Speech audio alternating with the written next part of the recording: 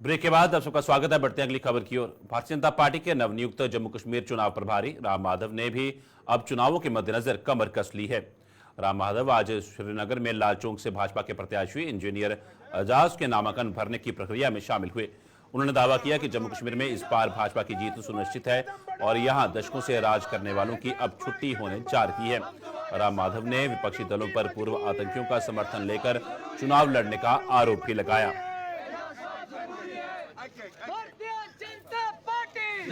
कश्मीर में नॉमिनेशंस का सिलसिला जारी है। जम्मू और कश्मीर यूनियन टेरिटरी बनने के बाद पहली बार यहाँ लेजिस्लेचर के लिए चुनाव होने जा रहे हैं। एक बहुत ऐतिहासिक चुनाव ये साबित होगा। हमें पूरा विश्वास है कि जिनके कारण या जिन परिवारों के कारण 30-40 इयर्स तक वैली के लोग, जम्मू के लोग बहुत बड़ी त्रासदी से गुजरते रहे हैं, उन परिवारों की छुट्टी होगी। एक नया नेतृत्व जम्मू कश्मीर में उभरेगी। वो पूरा भरोसा हमको है। जो शांति चाहने वाले, आतंकवाद का समर्थन बिल्कुल नहीं करने वाले, विकास चाहने वाले, ऐसे नए लोग, नए पार्टियां, नए लीडर्स कश्मीर घाटी में भी उभरेंगे। जम्मू में शांति, अमन, विकास का प्रतिनिधित्व करने वाला भारतीय जनता पार्टी उभरेगी। एक नए नेतृत्व में इस नया यूटी का लेजिस्लेचर, नई सरकार यहाँ बनने जा रहा है। उसमें हमारे पार्टी की तरफ से लाल चौक कॉन्स्टिट्यूंसी से हमारे युवा साथी engineer DDC member Ejaz Hussain को बीजेपी ने एक कैंडिडेट के रूप में उतारा है। लाल चौक से इंजीनियर यहाँ ऑलरेडी डीडीसी रहते हुए बहुत कुछ काम किया है। उस काम को एक एमएलए रहते हुए और आगे बढ़ाएंगे और कश्मीर की जनता से, विशेषकर लाल चौक की जनता से तो अपील करेंगे कि इंजीनियर को वोट दे। और जम्मू कश्मीर की जनता को हम याद दिलाएंगे कि पुराने दिनों की तरफ, पुरानी मुसीबतों की तरफ ले जाने के लिए जो मैनिफेस्टो लेकर आए हैं एनसी वाले, पीडीपी वाले और तमाम लोग जो खुलकर मिलिटेंटों का मदद लेकर चुनाव लड़ रहे हैं। जो एक्स मिलिटेंट है, मैं देख रहा हूं, मेरे पास जानकारी आ रही है, खुलकर एनसी पीडीपी के कैंडिडेट के लिए कैंपेन में जुट गए हैं। यानी पुरानी बुरी हालात को वापस लेने के लिए जो पार्टियां चुनाव में उतरे हैं उनको डिफीट करना पड़ेगा।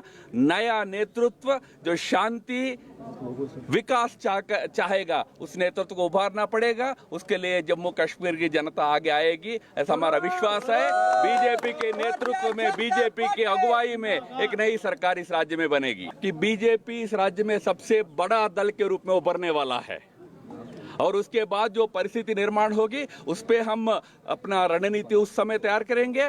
बीजेपी इस राज्य में सबसे बड़ा दल बनने वाला है, उसके बाद ही बाकी लोग हैं। सर जी का प्रवास जम्मू में होने वाला है 6 तारीख 7 तारीख को। उसके बाद माननीय प्रधानमंत्री जी और नेताओं का भी इस राज्य में दौरा होगा। नेशनल कॉन्फ्रेंस के उपाध्यक्ष और पार्टी के गांधरबल विधानसभा से उम्मीदवार उमर अब्दुल्ला ने भाजपा पर अब एक और साजिश रचने का आरोप लगाया है।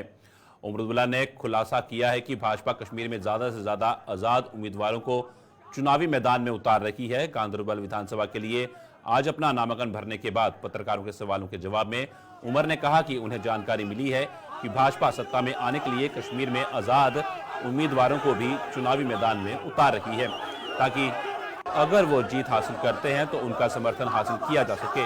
उमर ने दावा किया कि गांधरबल से अगर वे विजयी रहते हैं तो इस विधानसभा के विकास में कोई कसर बाकी नहीं छोड़ेंगे।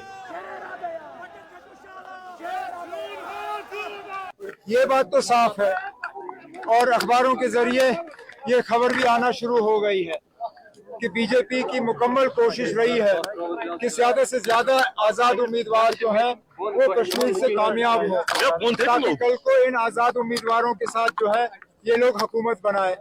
लेकिन इस चीज की मुझे नहीं लगता है वोटर इजाजत देगी।